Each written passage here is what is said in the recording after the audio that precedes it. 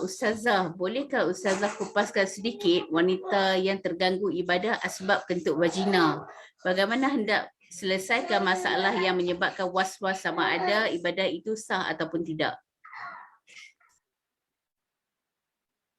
Okey. Baik, yang ini sebenarnya dia di luar daripada topik kita lah. Dia tak ada kaitan dengan darah dan sebagainya kan. Tapi dia still lagi masih ada kaitan dengan ibadah kita lah. Okey, dia ada juga dalam satu topik khas yang dibahaskan berkaitan dengan kita kata istilah yang senang macam dalam persoalan tadi lah, kentut farash ke ataupun kentut vagina. Okey, so yang ni banyak pendapat yang berkaitan dengan isu kentut-kentut dari kemaluan daripada arah depan ni. Okey, cuma yang paling menjadi satu kerisauan apabila keluar istilah was-was di situ. Kan? Sebab masalah ni kalau kita dapat tangani dengan baik, dia bukannya satu masalah yang kita kata ni lah. Cuma bila ada was-was di situ, dia akan menjadi satu penyakit lah. Akan menjadi satu masalah yang besar sebenarnya. Okey? Sebab bila sebut was-was ni, apa-apa je, tak kira lah kentut ke, pergerakan ke, kadang niat ke, bila boleh mencetuskan was-was, itu sebenarnya datang daripada syaitan. Okey, ingat tu. Dan kalau orang yang ada yang ni petua lah, ataupun kita kata kita boleh kongsikan apa amalan, apa perkara-perkara yang kita boleh buat untuk mengelakkan diri kita daripada penyakit was-was ni. Okey, selain kita amalkan ayat-ayat Al-Quran, tak kira lah ayat-ayat mana yang kita boleh hafal dan sebagainya yang boleh menghindarkan diri kita daripada gangguan syaitan, terutamanya sebaiknya lazimilah 3 surah yang pendek, yang ringkas, yang selalu Nabi SAW ajarkan supaya kita beramal dengannya, iaitu 3 kul.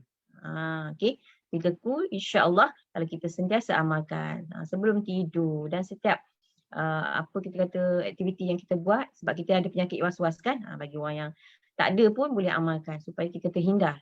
Sebenarnya was-was itu adalah gangguan syaitan, dan kita kena kendalikan masalah kita dengan cara elakkan gangguan syaitan. Nak buang was-was tu adalah dengan cara elakkan gangguan syaitan. Salah satu daripadanya, amalkan surah 3 kul ni dengan yakin.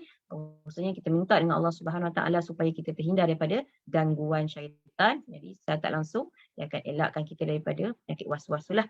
Dan yang seterusnya, mulakan apa jua kita punya ibadah dan sebagainya, pekerjaan kita, aktiviti kita, sama ada bukan dalam konteks ibadah khas, ibadah khusus, nak buat kerja kita nak menaip ke, nak buat kerja sekolah ke apa ke, mulakan dengan berta'awuz, a'udzubillahi minasyaitanir rajim, minta berlindung daripada syaitan. Bukan minta perlindungan, minta berlindung maksudnya minta perlindungan daripada Allah supaya kita ni dilindungi daripada gangguan syaitan. Dan banyak lagi doa-doa yang kita kata kita boleh amalkan daripada sunnah Nabi SAW untuk elakkan gangguan syaitan. Okay? Sebab syaitan itu memang kerja dia untuk menjadikan kita ni dalam golongan yang tidak yakin, was-was dan sebagainya, dan akhirnya kita meninggalkan ibadah kita sebab kita rasa tak syok.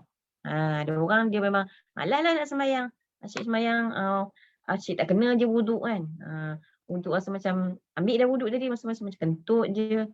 So benda-benda tu yang akhirnya syaitan berjaya menyebabkan kita meninggalkan ibadah kita. Okay, balik kepada isu kentut vagina tadilah. So dalam konteks tadi ada kita kata secara khususnya lah saya bagi kesimpulan kalaulah kita kata kentut itu memang jelas sesuatu yang kita kata kentut, dia bukannya kalau sebenarnya kalau dalam istilah perubatan dia ada, kalau tak silap salah dia ada istilah hembusan angin. Hembusan angin dia bukan kentut sebenarnya. Dia bukannya kentut tapi dia letupan, bukan hembusan, letupan. Baru saya ingat istilah tu, letupan daripada kemaluan kita sebab kemaluan kita yang perempuan ni, farash ni, dia ada rongga yang boleh memerangkap udara. Okay? Jadi bila dia memerangkap udara di situ, bila kita berlaku pergerakan, contohnya dalam solat dan sebagainya, so kita akan rasa dia macam kentut. Okay? Walhal sebenarnya dia bukan adalah kentut yang kebiasaan yang keluar daripada belakang lah, daripada dubur kita. Okey, jadi dalam istilah ni sekiranya kita yakin itu bukan kentut yang kebiasaan kentut, angin daripada perut kita keluar melalui dubur kita dan ada bau dan sebagainya, yang tu kalau yakin yang tu adalah kentut, maka batallah solat kita. Okey, tapi yang ni yang memang dah selalu biasa kita buat selalunya selepas kita buang air kecil lah, kencing dan sebagainya, dia akan memerangkap sama ada air ataupun dia memerangkap udara dalam tu.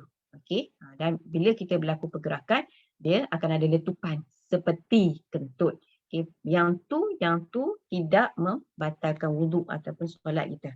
Okay. So memang kena orang kata apa, pastikanlah, sebab itulah benda ni dia terlalu complicated. Sebab itulah syaitan mudah untuk menyebabkan kita was-was kan, datangkan rasa was-was.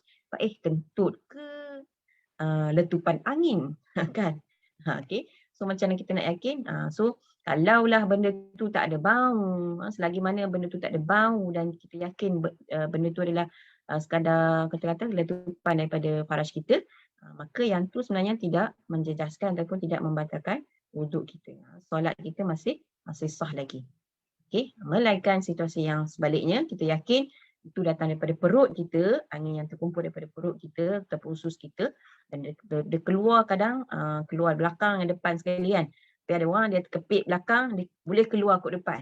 Tapi kita boleh rasa yang mana yang angin yang datang daripada perut kita dan juga mana dia yang datang daripada faraj kita semata-mata.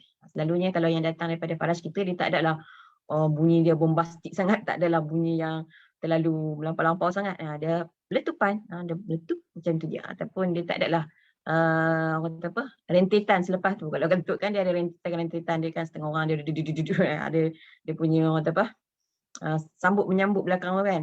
So faham sendirilah semua kan. Cuma kaedah dia kalau sekadar letupan angin daripada faraj, itu tidak orang kata apa, membatalkanlah wuduk ataupun solat kita. Okey. Okey, baik, alhamdulillah Ustazah.